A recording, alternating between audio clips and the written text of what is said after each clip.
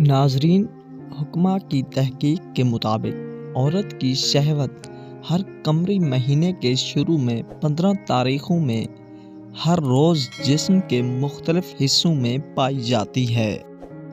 مطلب یہ ہے کہ چاند کی تاریخوں کے مطابق عورت کی شہوت آگے پیچھے ہوتی رہتی ہے، ایک جگہ نہیں ہوتی۔ چاند کی جس تاریخ کو عورت کی شہوت جسم کے جس حصے میں ہوگی، اس کی شناخت کرنے کا طریقہ یعنی معلوم کرنے کا طریقہ یہ ہے کہ جب اس حصے کو ہاتھ لگائیں گے، تھوڑا چھیڑ چھاڑ کریں گے تو عورت مزے اور بعد مستی سے بے قرار ہو کر اچھل پڑے گی، یعنی اس حصے پر ہاتھ لگانے سے عورت کو بہت زیادہ سکون حاصل ہوگا۔ نمبر 1، چاند کی پہلی تاریخ کو عورت کی شہوت پاؤں کے انگوٹھے میں ہوگی، 2 تاریخ کو پاؤں کے تلوے میں ہوگی،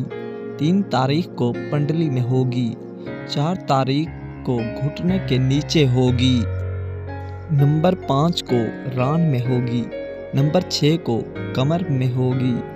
نمبر 7 کو عورت کے نیچے والی شرمگاہ میں ہوگی، نمبر 8 کو ناف میں ہوگی، نمبر 9 کو چھاتی میں ہوگی، نمبر 10 کو گردن میں ہوگی یعنی گردن پر بوسہ دینا اور اس پر آہستہ آہستہ انگلیاں پھیرنا وغیرہ، نمبر 11 کو عورت کے نیچے لب یعنی نیچے والے ہونٹ میں ہوگی، نمبر 12 کو ہاتھ کی کلائی میں ہوگی یعنی اس کے ہاتھ پر اپنا ہاتھ آہستہ آہستہ رکھیں اور اس کے ہاتھ کو چومیں، نمبر 13 کو کان کی لو میں ہوگی، نمبر 14 کو پیشانی یعنی ماتھے میں ہوگی، یعنی ماتھے کو چوم کر آنکھوں کو چومیں اور اس طرح وہ تیار ہو جائے گی، نمبر 15 کو سر میں ہوگی۔ ناظرین، چاند کی 16 تاریخ کو بھی سر میں ہوگی، 17 تاریخ کو پھر پیشانی میں آ جائے گی، 18 تاریخ کو پھر کان کی لو میں آ جائے گی، چاند کی 19 تاریخ کو عورت کے گالوں میں آ جائے گی یعنی اس کے گالوں کی تعریف کرنا، اس کو چومنا شروع کر دینا، اور نمبر 20 کو منہ میں ہوگی یعنی اس کے ہونٹوں پر اپنے ہونٹ رکھ کر دبائیں، کس کرنا وغیرہ،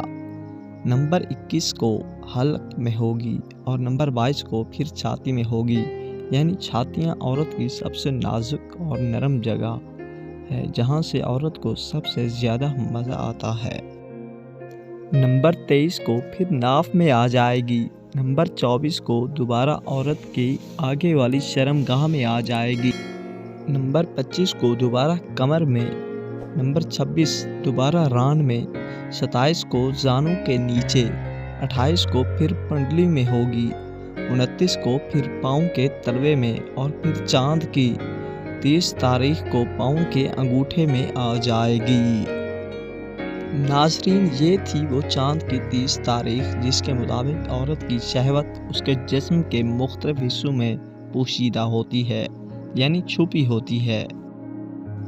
اگر کوئی مرد ان تاریخوں کے مطابق عورت کو چھیڑ چھاڑ کرے گا اور اسے ہم بستری کرے گا